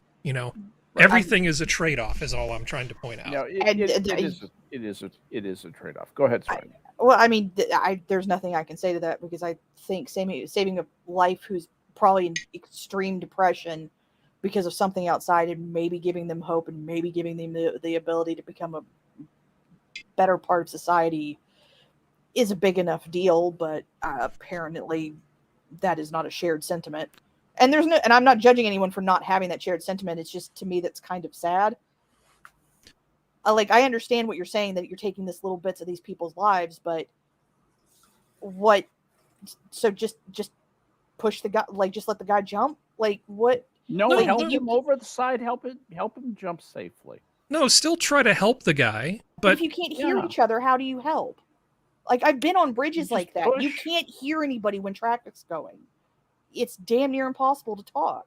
So how do you help them? Now, the Golden Gate Bridge is starting to put the safety netting down, so this way they can catch people, which I agree with, because then it helps take care of the issue where you're not having to stop traffic, not in that way. But it's well, so what's the solution that helps everybody? Push. If the netting's not there. Yeah, hold on. How do we get to jumping off the Golden Gate Bridge? I thought we were talking about that. Well, to be honest, I thought we were talking about the way that we got there, Adam. In answer to your question, is that we're talking about that we demand perfection, perfect safety, perfect happiness, perfect this, perfect that, which lawyers, by the way, eagerly make money implementing even more and more restrictive laws, more and more restrictive precedents, more and more restrictive tort liability lawsuits, which is another whole discussion. That in doing that, it imposes an unfair cost, or what I think all of us probably agree is an illegitimate and disproportionate cost on society to make everything absolutely perfect for this tiny percentage of the population. And Harry was using the example of, the Bay Bridge is a really long bridge, and if you stop all the traffic on that bridge, you're stopping hundreds of cars. You're hundreds and hundreds of cars, and you're backing up thousands of people, many thousands of people on that highway. That's Interstate 80, if memory serves. Is that right, Harry? Well, there's more than one bridge, but yeah, there's one that goes from San Francisco to basically Berkeley, which is 80. Oh, I'm that's simply right. That's the San Rafael. well, Sorry. But I'm anyway, simply okay. trying. There's the San Mateo Bridge too, but I'm simply Yeah, and trying to come up I with a thought we were way talking of. about I'm trying to come Sepa. up with an example where we're demonstrating that there is sort of a full cost accounting on safety and preservation Yeah. of life. How much are we willing to put up with in order to save one life? In terms, is it everybody being? Is it tens of thousands of people being 2 hours late for work? Is it cars costing 3% more, 10% more, We've never 20% thought more? about it that way. We've You know, never thought about it people that way. can't That's the afford problem. Well, the thing is, we've reached the point now where people can't afford basic things. So it's time to sort of go, okay, maybe we need to take a step back and think about things at a more fundamental level. Efficiency actually matters. You know, and yeah, you don't want people just killing themselves, or it could just be a cry for help, right? I mean, people who are horribly depressed. I think a lot of the people who are horribly depressed there is no conversation. They just jump off the damn bridge. Yeah. Right. I mean, I know a friend of mine commit suicide with an AR-15 about 30 years ago. He was depressed and he killed himself with an AR-15. You don't hear me trying to ban AR-15s because of that sort of thing, because I understand in the big scheme of things, yeah, it was horrible that Zach killed himself. Yeah. I mean, it was absolutely terrible. I mean, he was like, first year at school, university. It was bad. But, I'm not going to ban people's AR-15s because Zach did that to himself. Yeah. It's complicated. These are messy, messy issues. And so I don't want people to think that I don't care. It's just that I see a world where people can't afford to buy houses. They can't afford transportation. And part of it is because we have made things so safe and so ordered that I don't think it's sustainable. I think we have to start thinking about, well, No, what I do we agree. do for everybody? The reason we ended up this way, I think, Harry, is that we never framed the problem the way that you're talking about it. We never said, hey, this is an unacceptable cost to shut down the Bay Bridge, for this asshole who's either take him into custody if that's possible, or push him off the bridge. Maybe that would be a compromise. Well, it could be attention seeking or whatever, but I feel like I cut Yeah. Serenity off, and I want to I'm give sorry. the floor. Well, give the floor Go to ahead, her. Serenity. Here's the thing: is that I understand where you're coming from. Trust me, when I did the IT stuff for the company I used to work for, not IT stuff, when I did the customer service stuff, sorry, wrong word.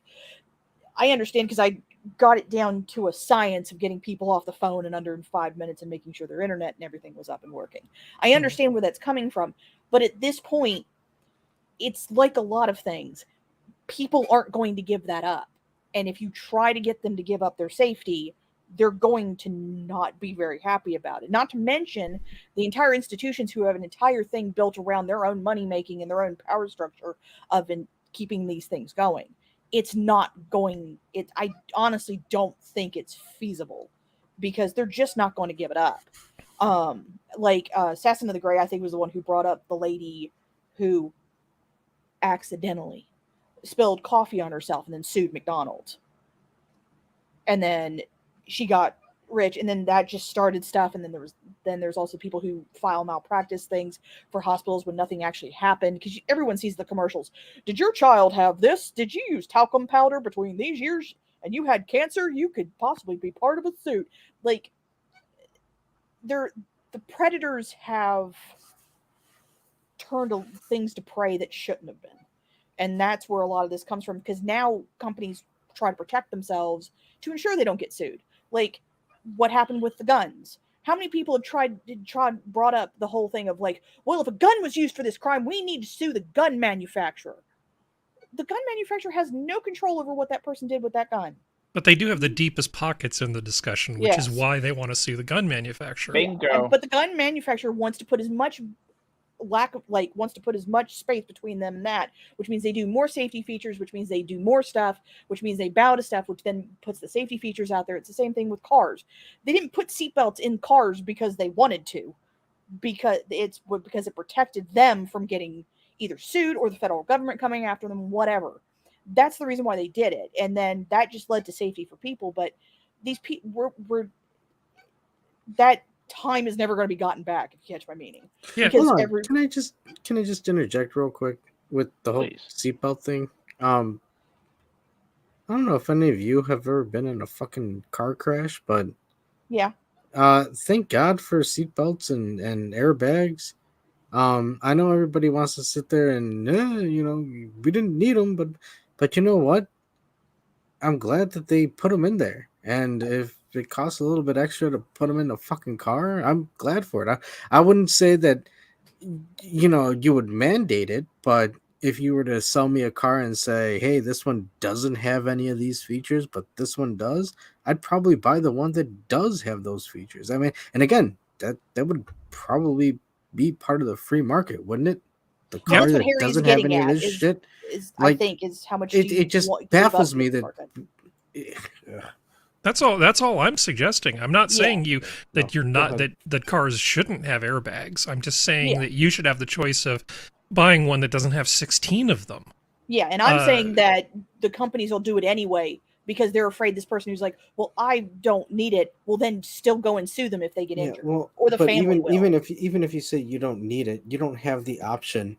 Yeah. If all the car companies say we're going to put 16 airbags in it, and your only options are these cars with 16 options. So I have a legal interjection here, just real quickly, because there's an important thing that needs to be said about this. All right.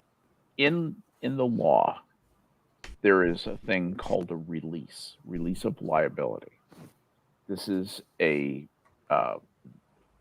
agreement that you sign, that you in the example here, you're buying a car and you say, I want a car without airbags. And so, knock $2,000 off the cost of the car and I'll take the car without airbags. And they say, fine, you have to release us from liability. So you have to be able, they have to be able to come up with a document that will work in court, that will release the manufacturer from liability. So you, Joe Buyer, signs this release from liability. Okay, I will never sue you. I know that I'm buying a risky car that could kill me, and I knowingly accept this risk, even though you advised against it. And then you buy the car, you have an accident, and your lawyer says that release won't hold up in court. You can't release somebody from liability in something like that. There's too much evidence to show that they can't know enough about all the possible things that could happen to a car. And this is the way they evaluate this kind of stuff, to where that release will hold up. We can get past that and we can get to these guys. And then they wind up having to usually settle out of court, for some gigantic amount of money. So they say, okay, we'll conform. Society wants us to put airbags in cars. We're going to put airbags in cars. You'll be forced to buy a car with airbags. You want a car without airbags? Go to Mexico, and drive your car there. But you can't do that here in the United States because you can't devise a release that will from liability that will work. That's why you can't do that. Yeah, you also can't sue people over inherently risky behavior.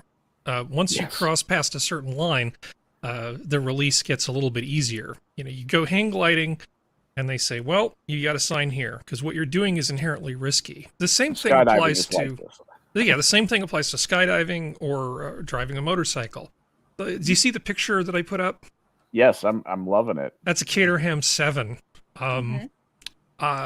I don't think you could say by any stretch of the imagination that this is as safe as a Volvo station wagon. It's got a roll bar. It's got a roll bar. There's a. You'll be fine. It's got a bug catcher. It's fine. What could possibly go wrong with this car? Oh man, I want that car so bad. Yeah. But just as a for instance, now, because I think I think that people are not entirely honest with themselves Mm. a lot of the time. Not individuals, not necessarily anybody here. I just mean Yeah. people as collectively the great unwashed masses. Oh, no, I For know I'm instance, not. if we Not really relevant. cared about safety and life really was as precious as everybody says it was, why isn't there a speed limiter on every car that stops it from going over 70 miles an hour? It stops it from going over 30 Retarded. miles. Why doesn't it just automatically issue Ah, you a just shut ticket up. if you know if you what? go Hey, over the look, speed limit? If you want to drive around in a car like this, fine. And I would say the same thing to any of the cyclists that want to go around and ride their bikes in the middle of the road. Hmm. The only thing is, if you get hit by a car, that's on you. Okay? That's you took the risk to drive a shitty automobile with no safety features. That's on you. Go ahead, go for it. But I don't want to hear it, and I don't want to have to fucking pay the fucking cost because you fucked up. That's my only thing. It's the same thing with everything going out of this. Dude, if you want to fucking take the risk, you take the risk. Okay? Go Yeah. for it. Well, you will pay more for insurance because Yeah, go fuck essentially, if you tell your insurance company, "Oh, what's my car? Oh, it's a Caterham 7." Excuse me, can you hold, please? I need to go talk to my supervisor. And they're going to basically they're basically going to come back and they're going to give you a quote for all the personal injury part of your car insurance that looks a lot more like a motorcycle than it does like a car. And hey, and I don't want that to be a deterrent, sir. Don't even try and pin that on me. Like I'm not trying to say, hey, no, go for it. If that's the route you want to take, go for it. But don't bitch at anybody else and expect everybody else to fucking cater to your needs. If shit happens to you, well, that's the risk you took. Right? Hey, yeah, well, the question before us was, are we being too cautious? And so No. I'm just trying to explore the edges of that topic. Yeah, there you And go. cars are a great place to talk about that. Because cars are the 100%. place where you could just stay home or you could go out on the road and take your life in your hands. Because I think we looked at when we had the Uvalde shooting, and I we don't looked really at what... have a could. I have to personally. I have to go to work, so I have to drive. So Yeah. personally, I would rather have a safe, dependable vehicle to get me to work, as opposed to like I wouldn't ride as much as I want to ride a motorcycle. I wouldn't ride a motorcycle to work every day. And I know that it's Boy, I would. probably yeah, I know. I know it's probably more fuel. If in a perfect world, I would. Okay, but right now, it's not the perfect choice. All right, so you gotta weigh your fucking options. I'm living in reality. I don't know what the fuck you're living. It's like anime's dumb, motorcycles are dumb. I'm not going to argue with you about either What? of those points. Motorcycles aren't dumb. Of course they are. I mean, some of the It's like so is Yamahas, maybe. skydiving. Why would you jump out of a perfectly good airplane? Oh, please. Get outta here. The point is, people do dumb things Because- all the time, and that's fine. It's fine. Okay, yeah. What's No, dumb to one deep person diving, is- like snorkeling. is satisfying to another person's Yeah. love of high-speed vertical flight. Those people who swim into those incredibly narrow caves. Oh It's God, like, that is a nightmare. Holy crap! Horrible decisions. How do their balls not get caught on the coral? I mean, how? That's just Yeah, exactly. Yeah, give Jesus me a Christ. nice fresh air at 15,000 feet, and pop and bop in the nice long canopy ride. Yeah. Screw you! I'm much not prefer that. not swimming into some stupid cave. No, Yeah. where you can barely. No, Yeah. absolutely not. It's nightmarish to even think about it for me. I hear about, this blue hole has swallowed, these divers wrote, notes to their family when they realized they were going to die. God, that just gives me nightmares. Yeah. No, you say that, but I'm more worried about the creatures down there. The main Says the creature guy is who lives. Says the guy who lives in Chicago. that's MAGA country, I hear. Hey, as long as you don't have a Subway sandwich in the middle of a 2 a.m., 10 degrees below. Yeah. There's MAGA country, boy. Yeah. only it was more like, this here is MAGA country. It's sus.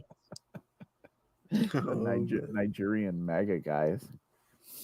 So here's an image for you, Standing by Skep. that, by the way. Anyway.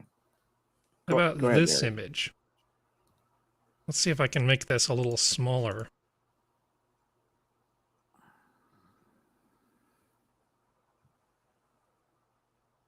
Can you see what's going on here? Okay. Rates of travel, but I'm trying to understand.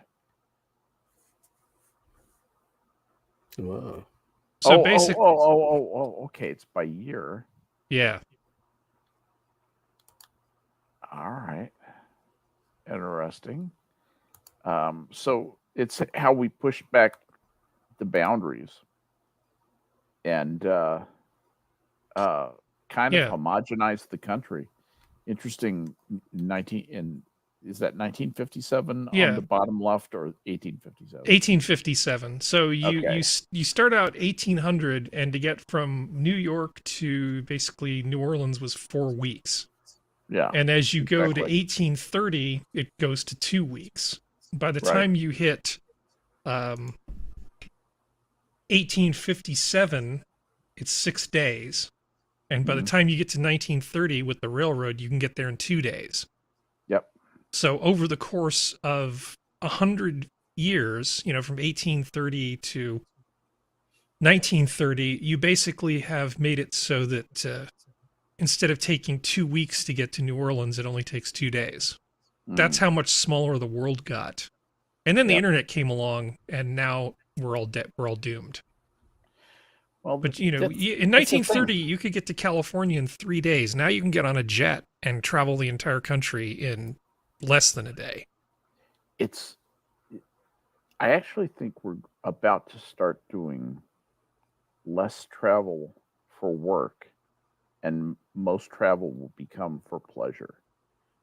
Because the irresistible thing to work is the fact that working on computers, sending a technician out to work on computer systems the way that I used to do back in the day, back in the late 80s, 90s, and early 2000s. That's passe. Now you just dial in, fix their server, download your programs, do what needs to be done. It doesn't matter that you're physically there. That's happening in many different industries right now. People want to get together, they can get together on Zoom meeting. You save a boatload of money, and I think that's irresistible to businesses. Mhm. As a result, we're going to at some point be somewhat overbuilt. I think in our because so much travel has been for business, and now I think a lot of that business travel is going to go away. It's going to have some very interesting effects. I think it's net to the good. It will make the world a safer and somewhat cleaner place, possibly. And I think it holds some real possibilities. I know people talk about this with the Great Reset. That everybody's going to live at home. You're never going to go anywhere, and you won't own anything and be perfectly happy. I don't know if I buy all that stuff, but I do buy the idea that people will be at home. They won't even go out shopping. You'll have all the stuff that you want ordered, and it will be brought to you. There will be companies whose business it is to do nothing but ship the stuff to you that you have bought from some other company. And those distribution systems will grow and get more efficient over time. That's capitalism is great, isn't it? Well, this doesn't work. This whole plan does not work because you just basically stay home and consume stuff, right? How do you differentiate yourself from the crowd if you're going to do that? You're looking for a mate. Mm-hmm. What does that process look like in their order? Do they just have a lottery and then you just get paired up with somebody? No. Or does everybody no. get a free sex robot from Sky Mall? No, How the no, hell is this go out, world you supposed go to out. work? you go out to a bar, you don't have to marry somebody you work with. There will be places to meet people, and places that you can go. There will both be electronic and meet space places where you can go, and we'll have to work out what the balance is to stuff like that. I understand your concern, and it makes sense, but I think that I think things are about to get a lot different. I think that the uh, the days of having stores with stuff on display that customers can fondle, I actually think that might atrophy over the next 50 to 70 years. Yep. And but you'll still do, still go places. People will never want to stop eating, as far as I know, and there are good places to go eat. People will go out to eat, drink, and all that sort of thing. I just think that most of the work will be, most of the work travel will be done. People will, it'll be a mix of people working from home and people going in to work, because some jobs can't be done from home. Some jobs could be done from home, except that people fuck off too much at home, and then some jobs will be absolutely perfect for, working from home. So I don't know. I think it's worse than that. I think you're being far too optimistic, and I already saw this starting to happen. I used to go out and play pool late at night, and I'd talk to people in meat space. You'd shake hands, you'd play pool. You'd win, you'd lose, you'd buy each other drinks, you'd tell jokes, you'd talk about stuff, all that sort of stuff. And what I noticed was, at least in Silicon Valley, and this is probably different in Wisconsin, more and more often the police would just sort of put subtle pressure on people not to be open too late. You'd see a lot of these places that financially made sense at a particular price point be bought up, torn down, and then mixed use living in commercial space would be put up in their place. Okay. And the number of places where you could go and socialize was getting perpetually smaller. Interesting. And I've seen it happen just over the last decade, that it becomes more and more difficult to even to socialize in the way that you're talking about. And with the working at home situation, imagine school at home, university at home. We definitely need to make some changes, but that whole part of the university college experience is going to be degraded extensively by not having that experience of people interacting in person. I think so. I'm concerned that the world is becoming a worse place in this regard. I think it depends on where you live, completely, because like the drastic difference in the reaction to COVID and stuff like that between your state and my state. Well, this is before COVID, and COVID has made it way worse. But go on, sorry. Well, no, it's just like here in West Virginia, the most of the stuff that was done at home was maybe homeschooling, but it was usually done what's called collective homeschooling, where it's several different families kind of join together and take the pressure off of just one parent doing it with one kid. So it kind of skips around. So there's still socialization. They still do stuff, but and COVID did exacerbate it for some places, but I know schools were only out for when the restrictions first started happening around here for 2 months, and then summer vacation happened, and then everyone that wanted to could go back to school with a mask. So the kids were never, in both college level and every other level, were kind of that way. Businesses, for the most part, unless they were gigantic chains around here, didn't have the mask stuff. A lot of the bars were still staying open till 2 or 3 o'clock in the morning on the weekends. So around here, I don't see that very much. And the more and more stuff I'm seeing from the work at home stuff, of where there's some numbers that are coming out that's showing that people working from home are not as efficient, let's put it that way, is causing a lot of businesses to go, well, you can say you're going to go somewhere else all you want.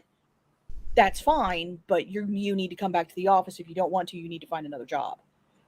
And a lot of people are getting some nasty little wake-up calls, because when they go and then they go into another job that says it's going to let them work from home, then that job says you can't work from home anymore. Because, like I said, at least some of the statistics I've seen shows that they just aren't. I mean, okay. This is no, I know. This is the number of pubs in London as a function of time. There's a fairly clear trend here. Yeah. In 2001, there were almost Wow. 5,000 pubs in London. In I could regress that 2017, there term were for- 3,500. Holy Yeah. crap! I mean, That it's is a very 1,600 strong- disappearing Yeah. over 15-year period. That's, I mean, Yeah. That's a large number, but it's not that surprising to me. Yeah, what Well, does that have to do with what she was talking about? Well, I was simply pointing out that, it's not just Silicon Valley. The number of places where people socialize in this way, to my mind, seems to be decreasing. Now, I know that there's like a strong, maybe not in West Virginia, maybe not in Wisconsin. In fact, I'm sure that, I think it's a Wolski's is necessity. still open until 4 or 5 in the morning. You just buy your drinks and they'll just let you hang out. And, as long as you buy your drinks ahead of time, you can just stay there. Well, I mean, it's Who's a in necessity Wisconsin? too. yeah. Because I think bigger cities and bigger population centers like what are in California and stuff like that, I think stuff like that is going away. When I But- was living in Olympia, Washington, there was there was very small percentage of areas that you could purchase booze. And they also had a time limit. I don't think you could purchase booze on Sunday. Yeah, a lot of And places after are a like that. specific, yeah. After 12 a.m. on Saturday, you can't. Yeah, so there's obviously there's different places where it fluctuates. So I don't think comparing it to London. Well, no, I get what Harry's Maybe. I get what Harry's getting at. I think it's in No, I get it larger too, but population it's- centers because you interact with people because they're right there on. Unless you are a complete hermit, you interact with people on a constant basis out in the real world. When it's more of a rural suburb kind of area, because that doesn't exist and because you have space between you, I guess the best way to put it, you need it so this way you have the human interaction. So that kind of stuff doesn't happen here. And that's kind of where I think some of the dichotomy happens between that is that because here we do that because most of the people who are either working at the nickel plant, working at the coal mines, all that kind of stuff, they kind of sort of interact with other people, but for the most part, you're kind of in your own little world, even in that.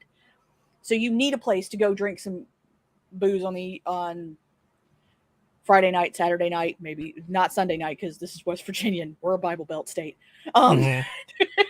So I think it's like anything. It's a difference of location. Because London doesn't surprise me, because also Assassin of the Grey brought up a point that the Muslim population in London's also growing, which could have a handle on this. Especially Possibly, with maybe not. London. Yeah. I mean, I'm sure if you looked at a town or city outside of London, you'd probably get a different Yeah, and that's kind of take, where it but- comes from. Because yeah. London, like, if I had to be stuck on a tube with somebody, with people like right up against me for even just 5 minutes, and then I had to go to work where I'm in a tiny cubicle, but there's still people around me.